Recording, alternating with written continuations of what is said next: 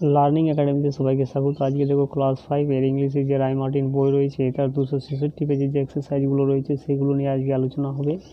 আজকে কোন স্কুল দেখো, আজকে হচ্ছে Ramakrishna mission boys home high school HS Rahara. তো দেখো এর কোয়েশ্চেনগুলো দেখো, right T for true and F for false statement অর্থাৎ ট্রু ফলসগুলো এই বক্সের মধ্যে লিখতে বলা হচ্ছে।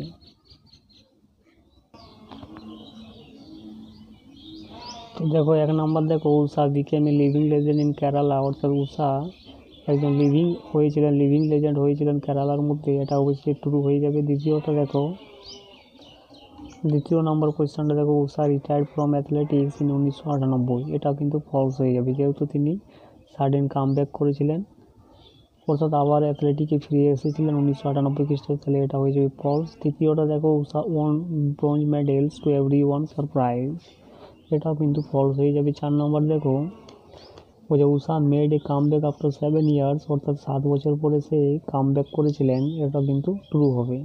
5 নম্বর দেখো, Indian women athletes consider Usha as their role model, এটা কিন্তু ট্রু হয়ে যাবে। এরপরে বিয়েরগুলো দেখো, অ্যান্সার দ্য ফলোয়িং কোয়েশ্চেন, নিচের প্রশ্নগুলির উত্তর এখানে লিখতে বলা আছে। 1 নম্বর দেখো, হুম ডিড উষা ম্যারি, অর্থাৎ উষা কাকে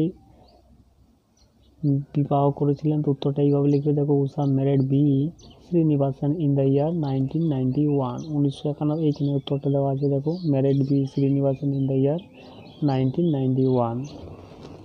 এরপরে 2 নম্বর দেখো, at what age did Usha make her come back, অর্থাৎ কত খ্রিস্টাব্দে উষা সে কাম ব্যাক করেছিল, তো কী হবে দেখো, Usha made her come back in 1998, 1998 খ্রিস্টাব্দে সে কাম ব্যাক করেছিল। এরপর 3 নম্বর দেখো, how old was Usha during the 1986 Seoul Asiad, অর্থাৎ 1986 সিওল এশিয়াডে সময় উষার বয়স কত ছিল, উত্তরটা এখানে দেওয়া আছে। দেখো, Usha was just 22 years old, তো উত্তরটা এইভাবে লিখবে। দেখো, Usha was 22 years old during the 1986 Seoul Asiad. এরপরে 4 নম্বর দেখো, when was Usha honoured with the Padma Shri, অর্থাৎ পদ্মশ্রী পুরস্কার তাকে কত খ্রিস্টাব্দে দেওয়া হয়েছিল, সম্মানিত করা হয়েছিল, তো দেখো 1985, উত্তরটা এইভাবে লিখবে। দেখো, Usha was honoured with the Padma Shri award in 1985।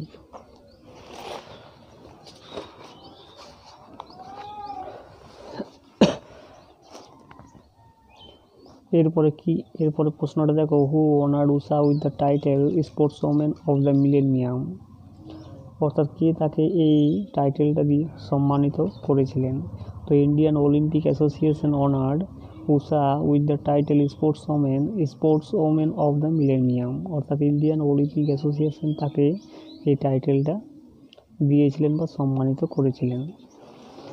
এরপরে আনসিনটা দেখো,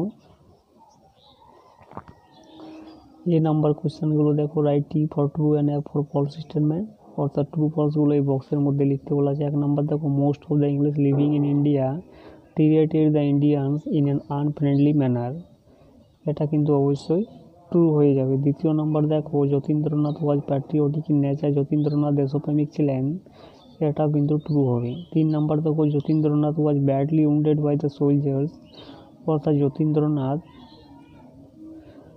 অর্থাৎ আহত হয়েছিলেন সৈনিকদের দ্বারা, এটা কিন্তু অবশ্যই ফলস হবে। 4 নম্বর দেখো, the soldiers willy offered apology to Jatindranath, এটা কিন্তু ফলস হবে। 5 নম্বর দেখো, Jatindranath had a glass in his hand, এটা কিন্তু ট্রু হয়ে যাবে। এরপরে বিয়েরগুলো দেখো, অ্যান্সার দ্য ফলোয়িং কোয়েশ্চেন, নিচের প্রশ্নগুলির উত্তর এখানে লিখতে বলা আছে। 1 নম্বর দেখো, why did Jatindranath demand an Apology, অর্থাৎ যতীন্দ্রনাথ কেন অ্যাপোলজি ডিমান্ড করেছিলেন, তো উত্তরটা এইভাবে লিখবে। দেখো, Jatindranath demanded an Apology because one of 4 soldier gave him A push and the glass fail of his hand and brooks, অর্থাৎ কী করেছিল, সোলজারগুলো তাকে ঠেলে দিয়েছিলেন এবং তার যে গ্লাসটা সেটা সে পড়ে গিয়েছিল তার হাত থেকে এবং সেটা ভেঙে গিয়েছিল, তাই সে ক্ষমার দাবি করেছিল। 2 নম্বর দেখো, how did the soldier dash towards Jatindranath, তো উত্তরটা এইভাবে লিখবে। দেখো, the soldier dash towards Jatindranath in anger. 3 number দেখো what was the result of the fight, অর্থাৎ ওই ফাইটটার রেজাল্ট কি ছিল, তো কি লিখবে দেখো, the result of the fight was that the 4 of them were lying on their backs with bleeding noses। এরপরে গ্রামারগুলো দেখো 3 দাগের feel in the blanks with appropriate articles and preposition, অর্থাৎ আর্টিকেল প্রিপোজিশন দিয়ে এই ব্ল্যাঙ্কগুলোকে পূর্ণ করতে বলা হচ্ছে। 1 নম্বর দেখো the man died at the age of 70, অর্থাৎ লোকটা মারা গিয়েছিল 70 বছর বয়সে। 2 নম্বর দেখো the patient died of cancer, এখানে অফ হবে। 3 নম্বর দেখো the table is made of wood. 4 নম্বর দেখো it takes me an hour to reach office, hour থাকলে অ্যান বসে। 5 নম্বর দেখো আইস মেল্টস ইনটু ওয়াটার।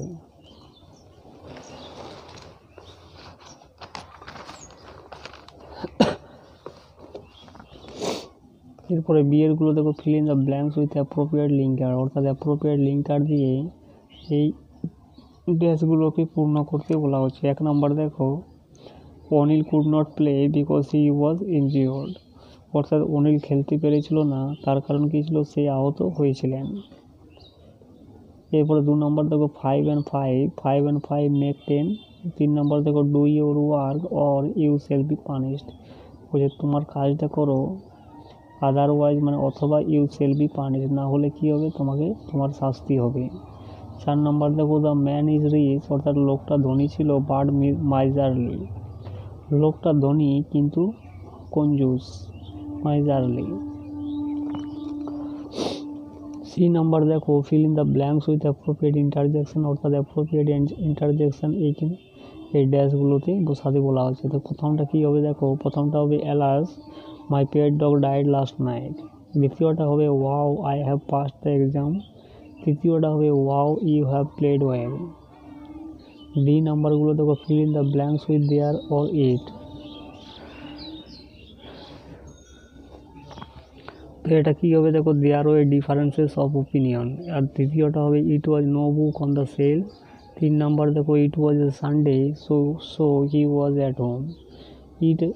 এরগুলো দেখো fill in the blanks with correct forms of the verb, অর্থাৎ ভার্বের কারেক্ট ফর্মগুলো এই ব্ল্যাঙ্কগুলোতে বসাতে বলা হচ্ছে। 1 নম্বর দেখো দে থাকলে সবসময় ভার্বটা সিঙ্গুলার হবে, তাহলে কী হবে, দে ড্রিঙ্ক কফি এভরিডে, অর্থাৎ তারা কফি প্রতিদিন খায়, পান করে। 2 নম্বর দেখো আই অ্যাম রিডিং, এখানে নাও বলা আছে, তাহলে কী হবে, কন্টিনিউয়াস, তাহলে কী হবে, আই অ্যাম রিডিং, অর্থাৎ আমি এখন বই পড়ছি। 3 নম্বর দেখো the boys enjoyed the football match yesterday, এখানে গতকাল বলা আছে, তাহলে কী হবে, এটা পাস্ট টেন্সে হবে, তো পাস্ট টেন্সের একটাই অপশান দেওয়া আছে দেখো এনজয়েড। এফেরগুলো দেখো underline the adverb in the following sentence, অর্থাৎ অ্যাডভার্বগুলোকে আন্ডারলাইন করতে বলা আছে, তো স্লোলি মানে আস্তে আস্তে এটা হয়ে যাবে অ্যাডভার্ব, আর আর্লি এটা হয়ে যাবে adverb.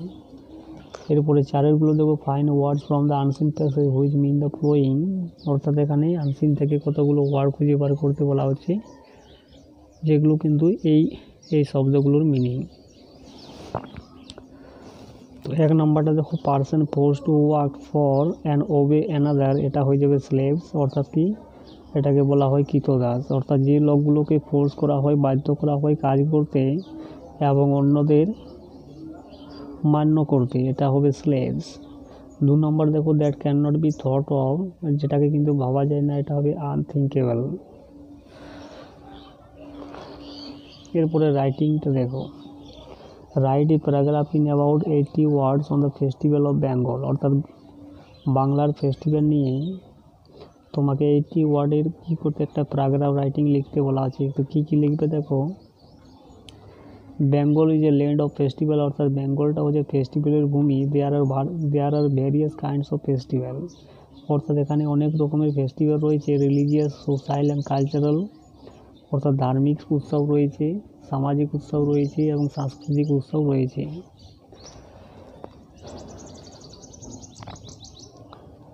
Of them Durga Puja is the most popular, তাদের মধ্যে দুর্গাপূজাটা হচ্ছে সব থেকে জনপ্রিয়। It is held in autumn, যেটা হয় অটামে।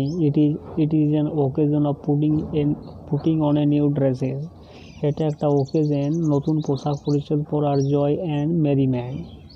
It is the time of all people in India. এটা একটা সময় সমস্ত লোকের, ভারতের সমস্ত লোকের, হু সেলিব্রেটেড, যারা কী করে উদযাপিত করে।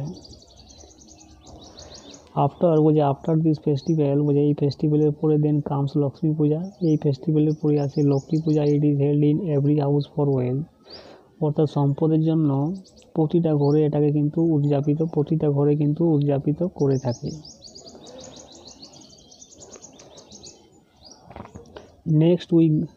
Next we get Kali Puja. তারপরে আমরা পাই Kali Puja and Diwali with light, অর্থাৎ লাইট। এরপরে কালী পূজা পাই এবং দিওয়ালি পাই।